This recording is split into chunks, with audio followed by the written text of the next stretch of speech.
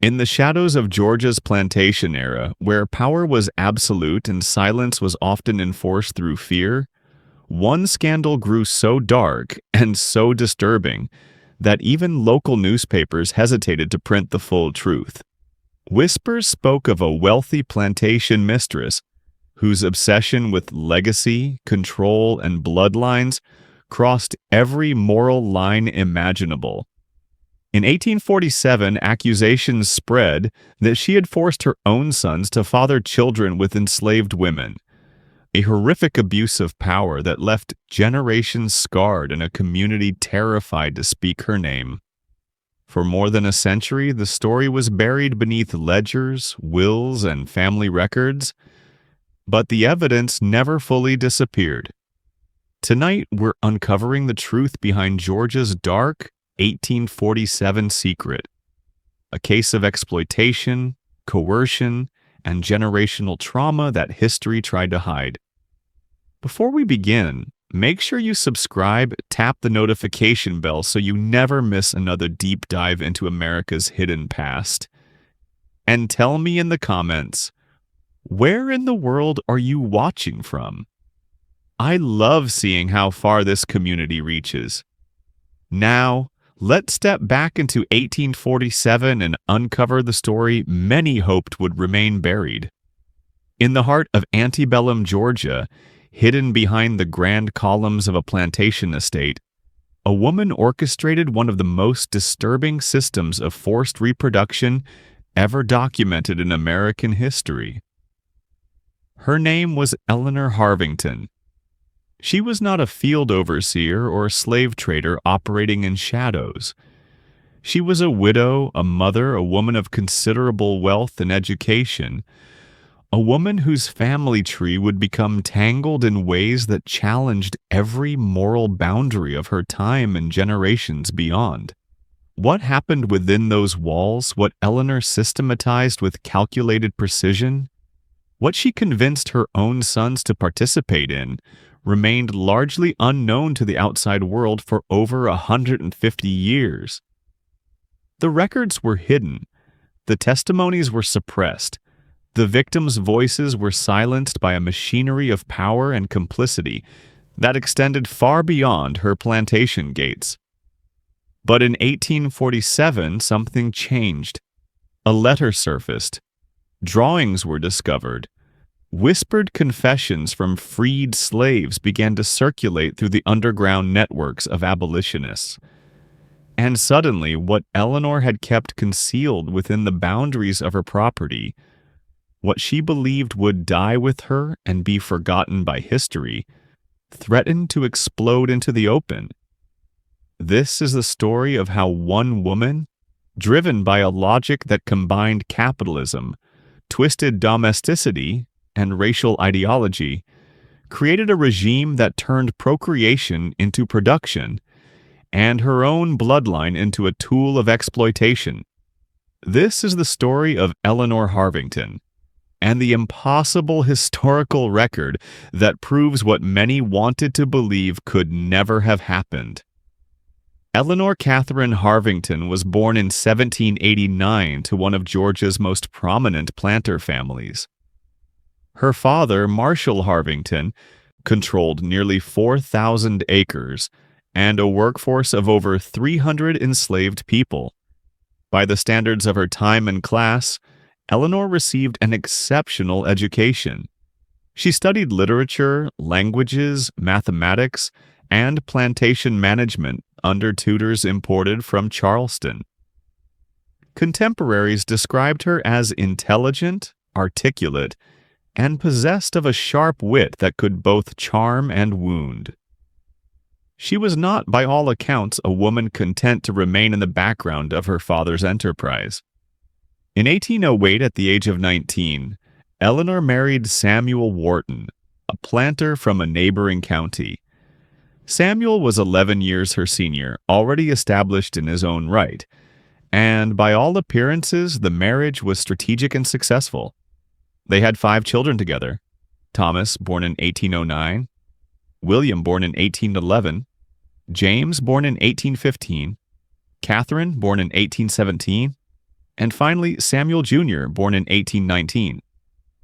All were born into wealth, privilege, and the absolute assumption that the labor of enslaved people would form the foundation of their family's prosperity. Samuel died in 1831 when Eleanor was just 42 years old. His death left her with considerable power. She inherited the plantation outright, along with control of the enslaved workforce. Unlike many widows of her era who either remarried or handed management to male relatives, Eleanor assumed complete control of all operations.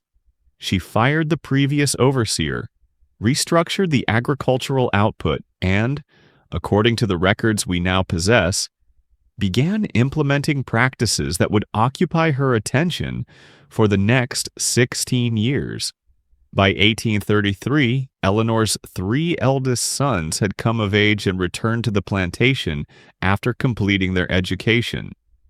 This is where the historical record becomes increasingly difficult, not because evidence is absent, but because what it documents seems almost incomprehensible to the modern reader. Eleanor began a systematic program, there is no other word for it, of selecting young enslaved women and girls, arranging for her sons to father children with them, and then incorporating those children directly into what she called her breeding program. Her own words, documented in personal correspondence, refer to building a self-perpetuating workforce that would expand her productive capacity without the necessity of purchasing additional enslaved people on the market. The mechanics of this operation require clarity, even as they demand acknowledgement of their horror. Eleanor maintained detailed records. She kept charts. She calculated yields. She documented bloodlines with the precision of someone breeding livestock. She referred to her enslaved workers in categories: field workers, domestic workers, skilled artisans, and a category that becomes increasingly prevalent in her later writings, her cultivated generation, meaning the children she had engineered to be born into slavery through forced unions she orchestrated. Her sons, Thomas, William, and James, were not simple vessels carrying out their mother's will without question. The evidence suggests they understood exactly what they were participating in. Letters between them and Eleanor show a business-like discussion of the women they were assigned to, the expected timing of pregnancies, and the anticipated value of the resulting children. William, the most detailed correspondent, actually kept his own log. In one passage he writes, "Mother's system has proven more efficient than any market acquisition. The specimens are already acclimated to our methods and requirements." The use of the word specimens is instructive. It reveals how completely the humanity of these enslaved women had been erased in the minds of those who controlled them. To understand how Eleanor's operation functioned, we must examine the infrastructure of control she had constructed. The plantation was not large by the standards of the Deep South's greatest estates, but it was efficient, compartmentalized, and specifically designed to isolate its enslaved population from contact with the outside world that might have offered alternatives or resistance.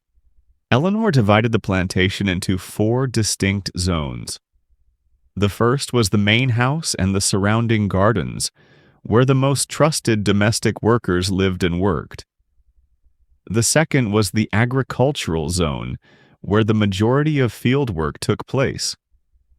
The third was what she called the reproductive quarters, though no surviving documentation uses this exact term. Historians have arrived at this designation through context. These were separate buildings, removed from the main slave quarters, where the women Eleanor had selected were housed and monitored. The fourth zone was the nursery complex, where children born to these women were raised until the age of 5, when they were redistributed to other parts of the plantation. Within this structure, Eleanor implemented a selection process. She looked for young women between the ages of 14 and 25. Preference was given to women she assessed as physically healthy and possessed of traits she deemed valuable. She maintained extensive notes on each woman's characteristics, family history, and suitability for her program.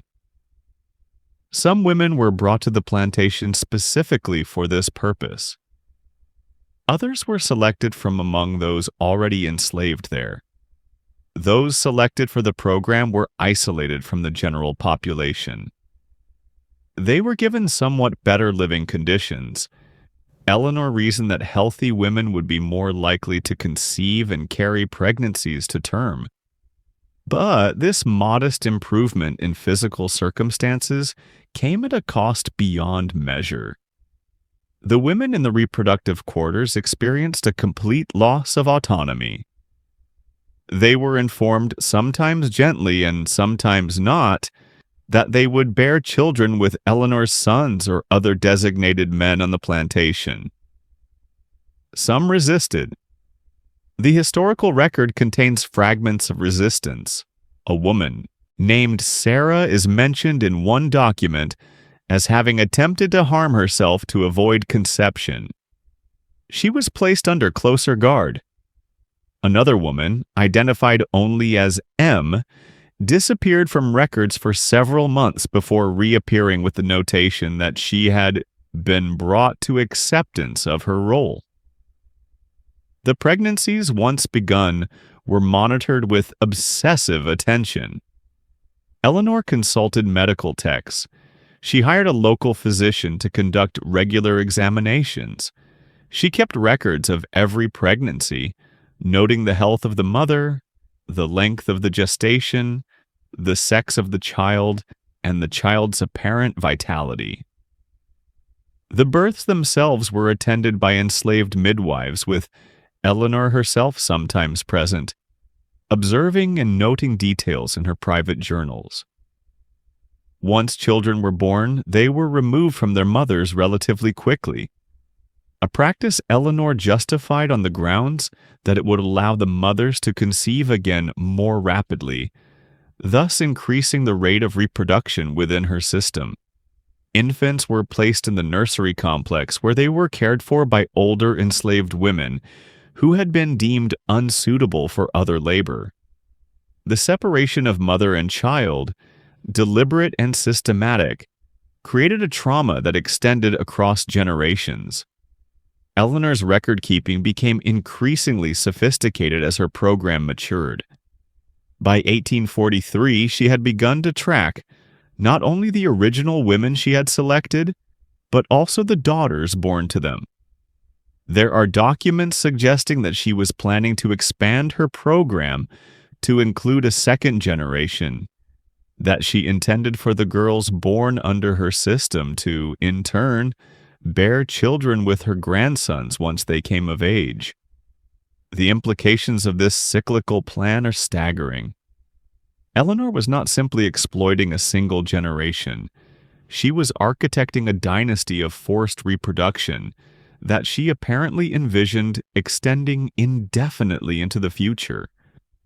Eleanor's operation did not proceed without consequence. Within systems of such extreme control, resistance takes many forms. Some are visible and direct. Others are subtle, operating in the margins and the spaces where authority believes it has eliminated the possibility of defiance. The women themselves resisted.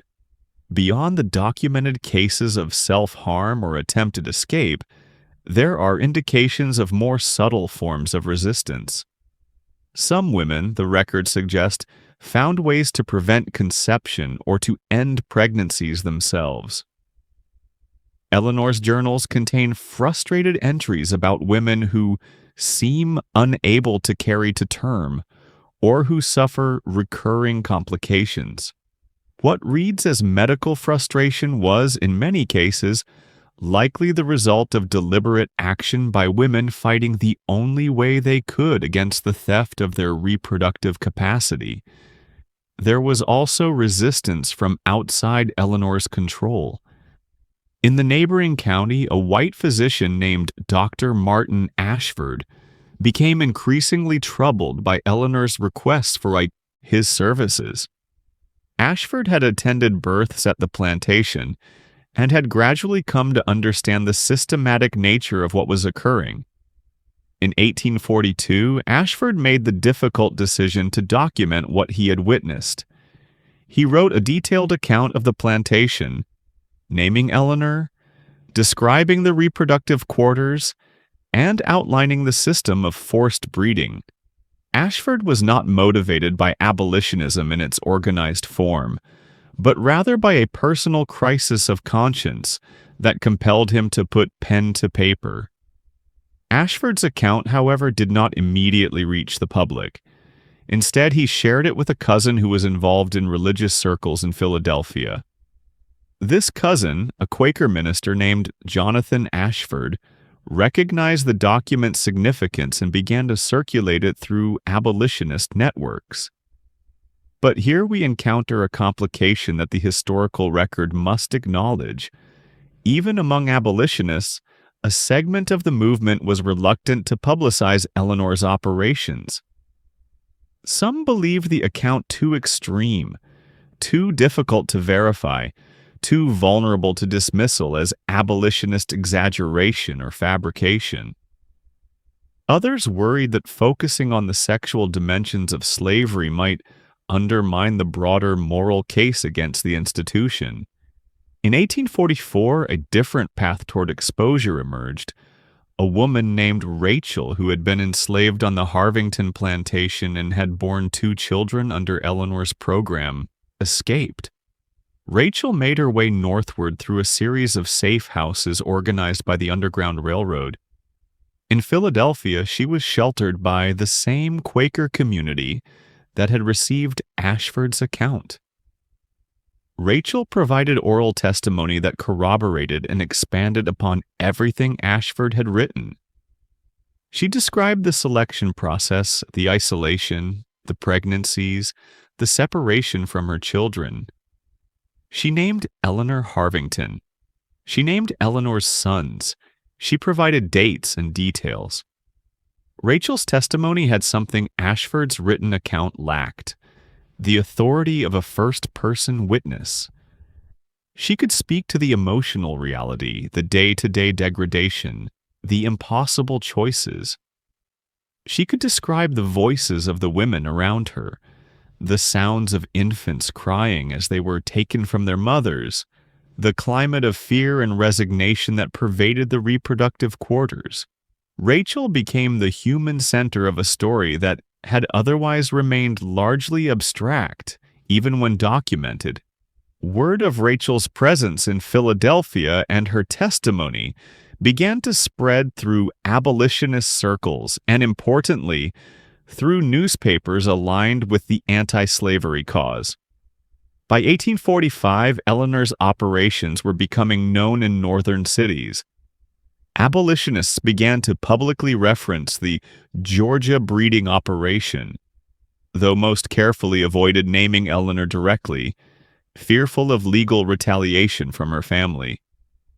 Eleanor was aware that her secret was unraveling.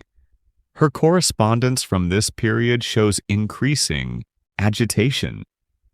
She wrote to her sons about the need for discretion and about external threats to our enterprise. She accelerated the movement of records, moving them to different locations on the plantation. She began to speak of her system in terms that suggest she understood it would not survive public exposure. She also doubled down on the program's continuation, apparently determined to produce as many children as possible before the system inevitably collapsed under the weight of Northern criticism and legal vulnerability. In early 1847, something shifted.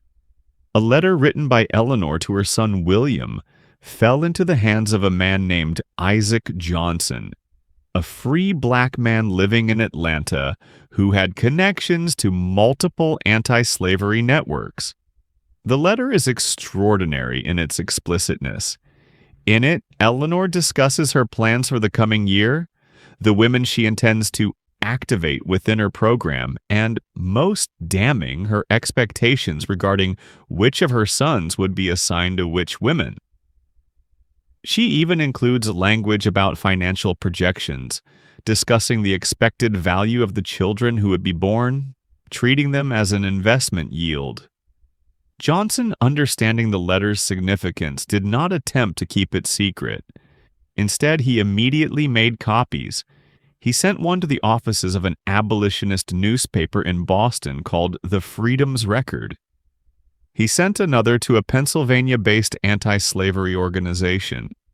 He gave a third to Rachel, who was by then living in New York and working as a domestic worker while remaining connected to abolitionist circles. Within weeks, the letter was printed in its entirety in the Freedom's Record, accompanied by an editorial that called Eleanor's operations a perversion of every natural and Christian principle, a calculated system of dehumanization that stands as the ultimate indictment of slavery's corrupting moral influence. The publication of the letter created an immediate and intense reaction across northern states. Abolitionists seized upon it as definitive proof of slavery's worst depravities. Religious groups condemned it as evidence of systemic wickedness. Newspapers ran with the story. In the South, the response was different and fractured. Some Southern newspapers denied the letter's authenticity, calling it a fabrication. Others acknowledged its reality but defended Eleanor or minimized her actions, arguing that her system was simply a more efficient version of practices that were already commonplace, merely rendered explicit and systematic where others preferred to keep such matters undiscussed. Still, others expressed genuine horror and distanced themselves from Eleanor, treating her as an anomaly rather than as a product of slavery's inherent logic. Georgia's legal authorities found themselves in an impossible position. Eleanor Harvington was one of the state's most prominent female plantation owners, connected by blood or marriage to numerous powerful families. Prosecute her would open conversations about slavery that Georgia's political establishment had no desire to have.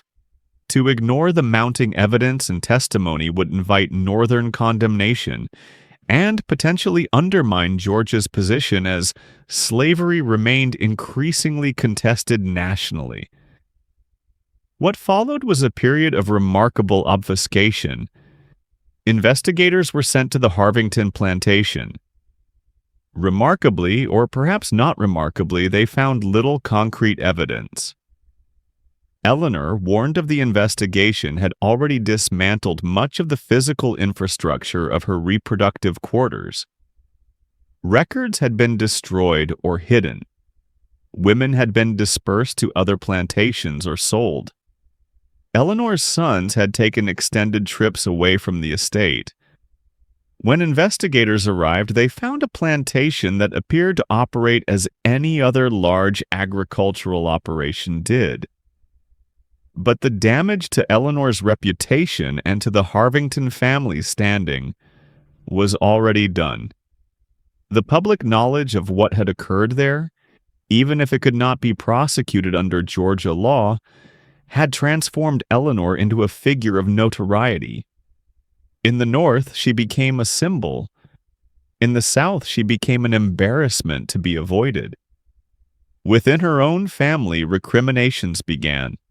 Eleanor's daughter, Catherine, broke with her mother and eventually fled to Philadelphia, where she provided additional testimony about her mother's operations. Samuel Jr., her youngest son, reportedly suffered what might now be recognized as psychological collapse, eventually checking himself into a private sanitarium where he lived until his death. Eleanor herself retreated deeper into the plantation's interior. She continued to write, producing journals that were increasingly disconnected from coherent discourse. She died in 1856 at the age of 67. Her death was marked with minimal notice. Her obituary in the local Georgia paper made no mention of her most notorious deeds, instead focusing on her contributions to agricultural innovation and her role as a respectable widow who had maintained her family's holdings through difficult times. The story of Eleanor Harvington did not end with her death. In many ways, it entered a new and equally significant phase, one that raises uncomfortable questions about how history is remembered, how uncomfortable truths are handled, and how institutions conspire to bury evidence of inconvenient cruelties. After Eleanor's death, her family made a deliberate decision to suppress the record of her operations. Journals were destroyed. The letter that had been so widely published was deliberately excluded from family records. When Eleanor's grandson attempted to write a family history in the 1920s, he found himself unable to locate crucial documents. He was told by older relatives that certain records had been lost in a fire, a convenient explanation that no evidence actually supports. When he tried to inquire directly about Eleanor's practices, he was met with absolute refusal to discuss the matter and threats of disinheritance should he persist. For decades, Eleanor's story faded into the margins of historical memory. It was mentioned in some abolitionist histories, but often in passing, treated as a curious extreme rather than as an illuminating window into slavery's systematic dehumanization. Academic historians, particularly in the South, seemed reluctant to investigate the matter deeply. The Harvington family's prominence and ongoing political influence ensured that serious scholarly examination remained minimal. It was not until the 1970s and 1980s, during the period of renewed historical attention to slavery, and particularly to the gender dimensions of enslaved women's experiences, that Eleanor's story received sustained scholarly attention. Historians like Angela Davis and Dorothy Roberts began to excavate the connections between slavery, reproductive control, and the particular vulnerabilities faced by enslaved women. In this context, Eleanor Harvington's operations became not an aberration, but rather an almost logical extension of slavery's fundamental logic: the reduction of human beings to their productive and reproductive capacity. What we know of Eleanor's operation today comes from multiple sources. There are the fragments of her own journals and correspondence that survived, either because they were overlooked in the family's purge or because they were deliberately preserved by those who understood their historical significance. There is the testimony of Rachel and other formerly enslaved people who made it to freedom and recorded their experiences. There is Dr. Ashford's account, which eventually made its way into archives at anti-slavery organizations. There are references in northern newspapers and abolitionist publications. There are the court records from Georgia, sparse though they are, that document the investigation that went nowhere. There are also the later confessions of family members, often elderly and approaching death, who felt compelled to acknowledge what had occurred. The children born under Eleanor's system, those who survived and were never sold away, carried the mark of her program into the next generations. Many of them, freed by the Civil War, spent their lives trying to locate family members from whom they had been separated in infancy. The trauma of that separation, compounded by the knowledge of the circumstances of their conception, created wounds that would persist across generations. The Harvington Plantation still stands, though it has been converted into a museum and educational center. For many years, the interpretation of the site avoided any detailed discussion of Eleanor's operations.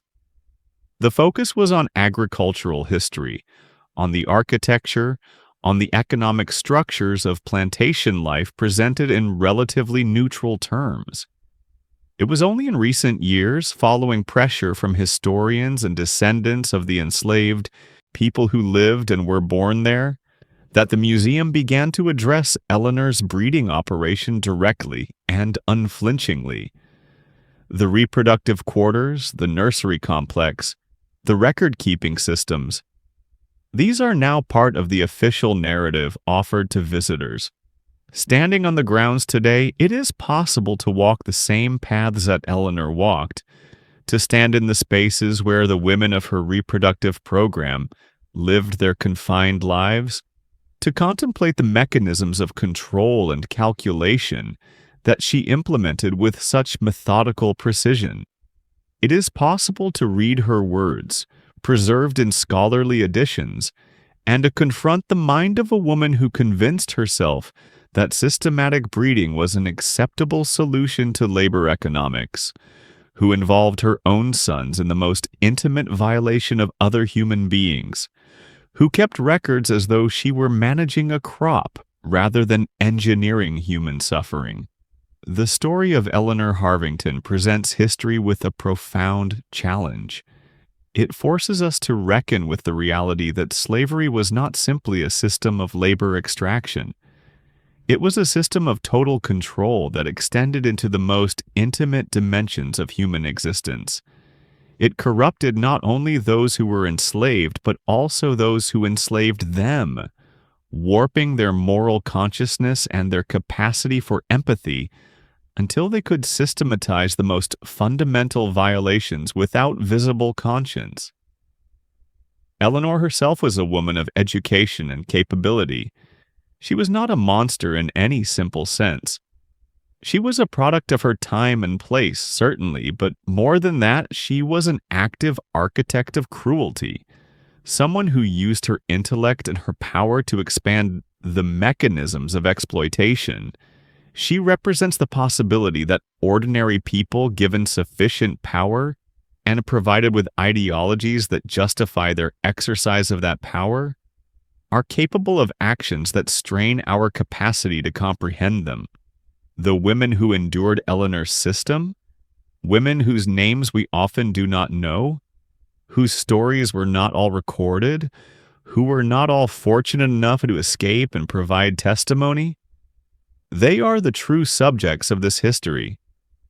Their resilience, their resistance, their determination to maintain some fragment of their humanity and agency, even within a system designed to strip both away, these constitute a form of courage that commands our deepest respect and demands our continued remembrance. The question that Eleanor's story forces upon us is not simply how such a thing could happen, though that is a crucial question. It is also how such things are forgotten, how they are minimized, how institutions and families and entire societies conspire to bury the evidence of their past cruelties. It is a question about complicity extending backward and forward through time. And it is a question that demands, even now, that we look unflinchingly at what human beings have done to one another, not to wallow in that knowledge, but to ensure that we understand, fully and completely, the stakes of failing to do so. The plantation lady who bred slaves with her own sons is not merely a historical curiosity. She is a permanent marker of what slavery made possible, of the depth to which human cruelty could descend when greed, ideology, and power combined without meaningful resistance. Her story demands to be told. It demands to be remembered. And it demands that we ask ourselves what we are capable of, what we might be tempted toward, and what vigilance is required to ensure that such systems never take root again. This is the story of Eleanor Harvington. This is what the historical record reveals about who she was and what she did.